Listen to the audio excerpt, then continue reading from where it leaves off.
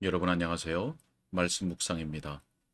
우리는 계속해서 찰스 스펄전 목사님의 설교를 통해서 마태복음 8장 8절의 말씀을 자신은 낮추고 오직 그리스도만 높이는 사람이라는 제목으로 말씀을 묵상하도록 하겠습니다. 먼저 본문의 말씀을 읽겠습니다. 백부장이 대답하여 이르되 주여 내 집에 들어오심을 나는 감당하지 못하겠사오니 다만 말씀으로만 하옵소서. 그러면 내 하인이 낫게 싸움나이다. 아멘. 우리가 바로 앞선 시간에서는 서론과 또 첫 번째 요점의 앞부분을 함께 읽고 묵상했었습니다. 백부장은 인간적으로 볼 때 스스로 자신을 높이고 또 자랑하고 또 뻑인다 할지라도 이상하게 여길 것이 하나도 없는 훌륭한 사람이었습니다.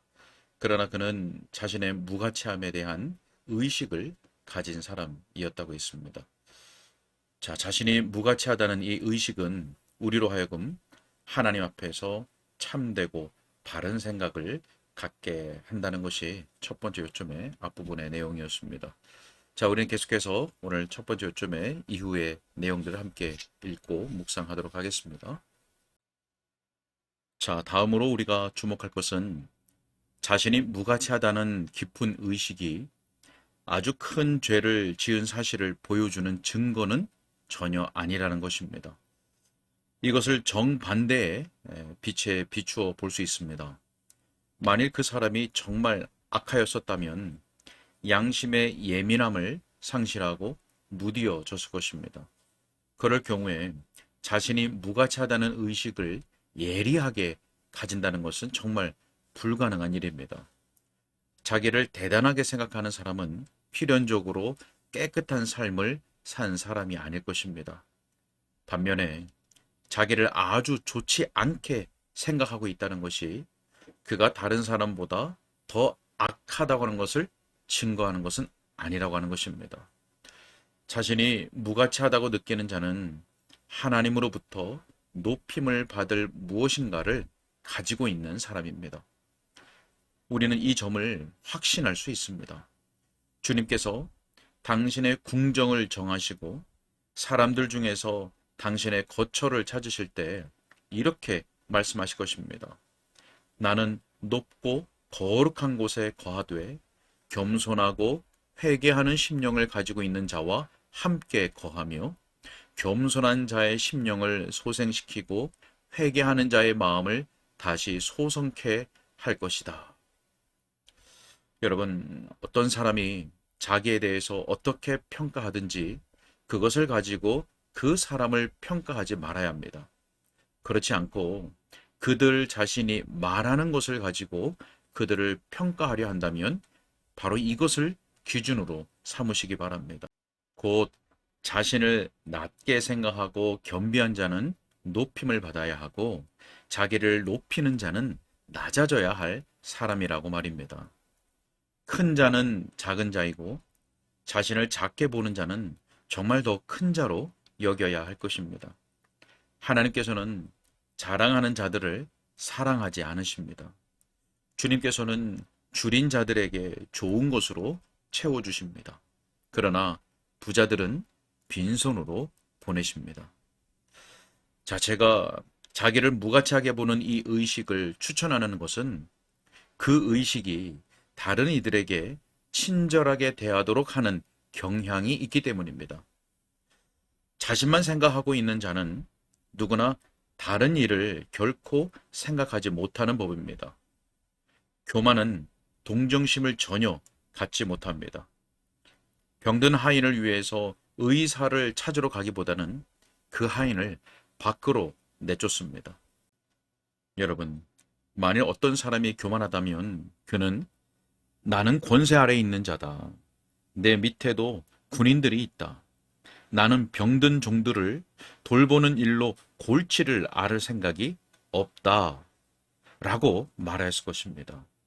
동정심, 자애로움, 또 다른 이들을 크게 높이는 자들은 교만한 자들의 집에서 낯선 자들입니다. 그러나 그들은 자신을 무가치하다고 생각하는 자들과 함께 거처를 정합니다. 사랑하는 여러분, 여러분은 자신을 작게 생각하는 것이 좋습니다. 그래야 다른 이들의 슬픔에 대해 생각할 마음의 여유를 가질 수 있습니다. 만일 여러분 자신이 무가치하다는 것을 알게 되면 기꺼이 다른 이들의 어려움을 알게 될 것입니다. 그리고 가장 가난하고 가장 곤란한 자들을 돌보는 것이 자신을 낮추는 것이 아니라는 생각이 들 것입니다. 그것은 여러분에게 은혜의 역사가 있다는 증거입니다.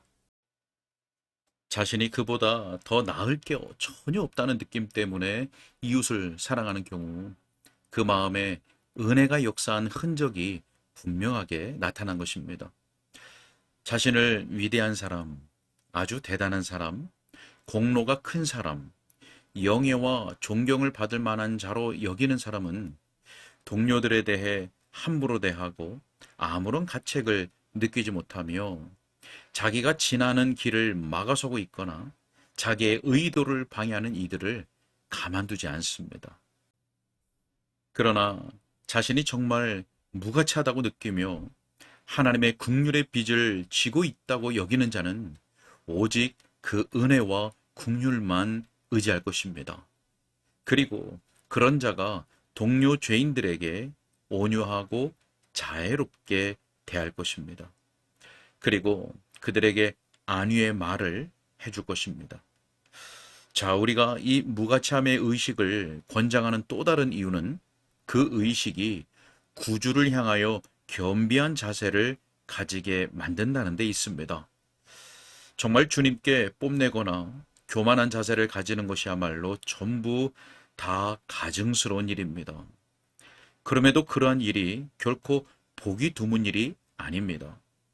어떤 이들은 예수님을 자기들의 종으로 보고 자기들이 하자는 대로 하시는 분으로 생각합니다. 예수님의 구원에 대해서도 자기들을 마땅히 구원하셔야 해서 구원하셨다는 식으로 말합니다. 여러분, 죄인은 마치 영광의 주님께로부터 모든 것을 받을 자격이 있는 것 같이 말합니다. 죄에 대해 무서운 심판을 받을 것 이외에 모든 것을 받아야 할 것 같이 말하는 것입니다. 그는 구주께서 내가 내 것을 가지고 마음대로 할 수 없더냐라고 하신 말씀을 생각나게 합니다. 은혜를 변호한다고 생각하면서 주제넘게 구는 많은 이들은 그 은혜를 배반한 자들입니다.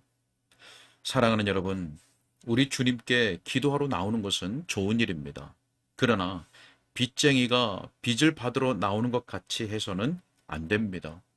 오직 정죄받은 죄인이 값없는 용서를 구하는 것 같은 자세로 나와야 하는 것입니다. 우리는 하나님께 어떤 것도 요구할 권한이 없습니다. 만일 하나님께서 우리를 구원하시기로 작정하셨다면 그것은 하나님의 은혜로운 주권에서 난 것입니다. 우리는 명백하게 말해야 합니다. 주여, 내 집에 들어오심을 감당하지 못하겠나이다.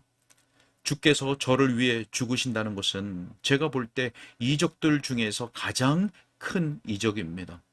저를 택하시고 저를 부르시고 용서하시고 구원하시다니 정말 놀라운 일입니다.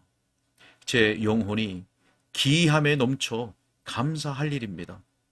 어떻게 제게 이러한 일이 일어났습니까? 저 같은 죽은 개를 주께서 돌아보시다니요. 자, 여러분, 우리가 주 예수님께 대해서 바른 마음의 상태를 가지고 있다면 눈물로 그분의 발을 적시던 사람의 마음과 같아야 합니다.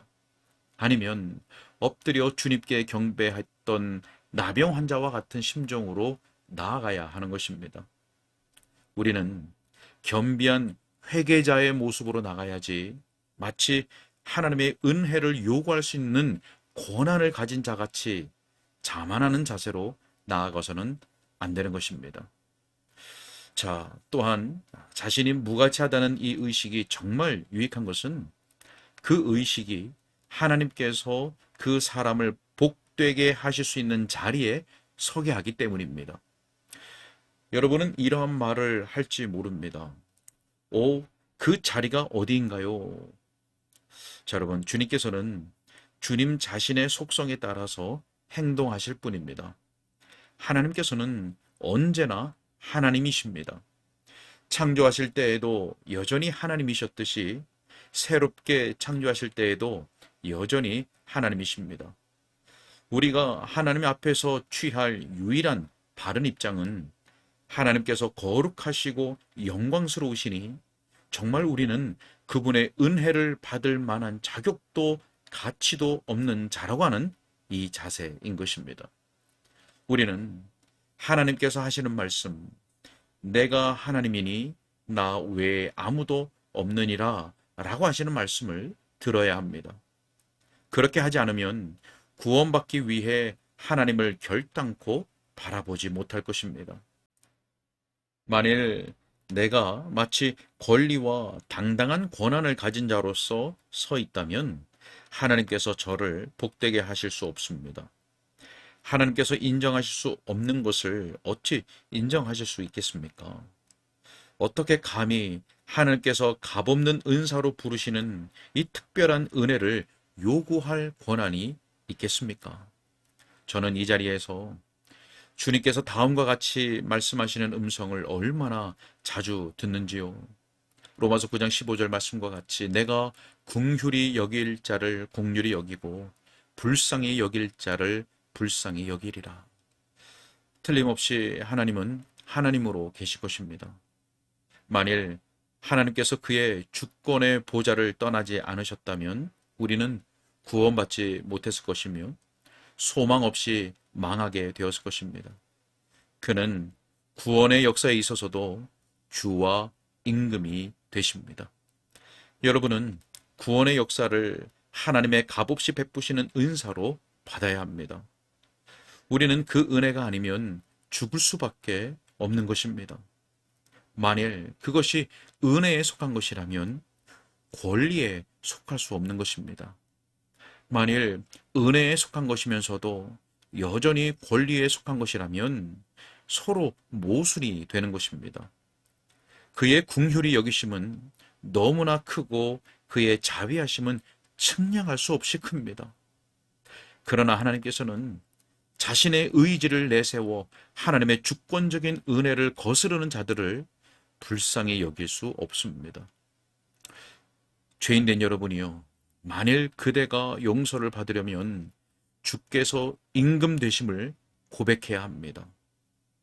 여러분은 예수님을 주 하나님으로 삼아야 합니다. 그렇지 않으면 그분이 여러분에게 있어서 아무것도 아니실 것입니다. 사랑하는 여러분, 그 누구도 자신의 무가치함에 대해 철저하게 깨닫지 못하는 한 이 말에 복종하지 않을 것입니다. 우리는 정말 구원받을 만한 자격이 없는 자들입니다.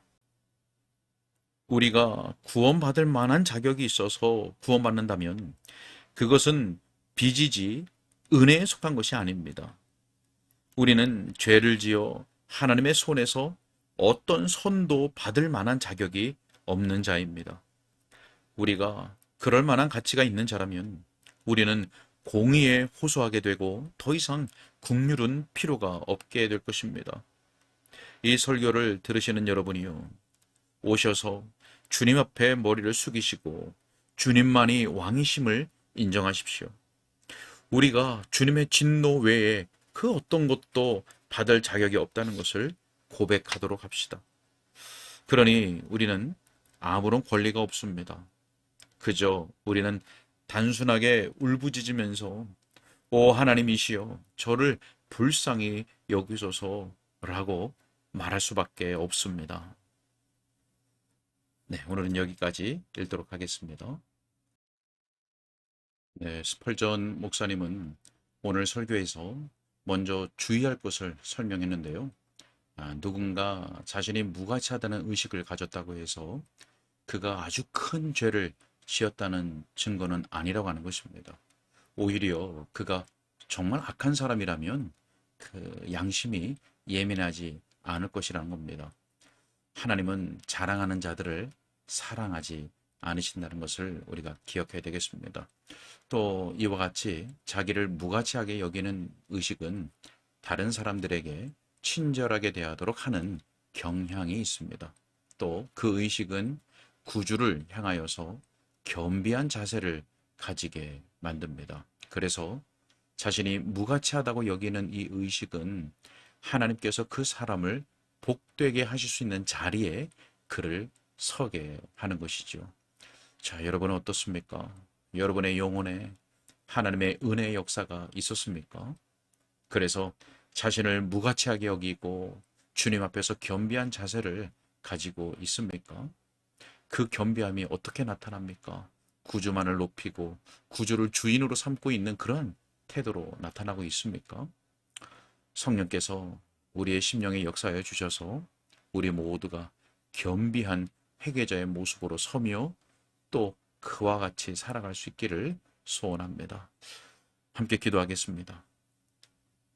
사랑과 자비와 긍휼이 풍성하신 우리 하나님 아버지 감사합니다. 하나님 성령으로 우리의 심령에 역사하여 주셔서 우리로 주님 앞에서 마땅히 해야 할 생각을 하게 하시고 마땅히 행할 것들을 행할 수 있도록 은혜를 베풀어 주옵소서. 무엇보다 전혀 은혜를 받을 자격이 없는 자에게 베푸신 그 하나님의 크신 은혜를 한시도 잊지 않도록 우리를 불쌍히 여겨 주옵소서. 감사하고 예수 그리스도 이름으로 기도하옵나이다. 아멘.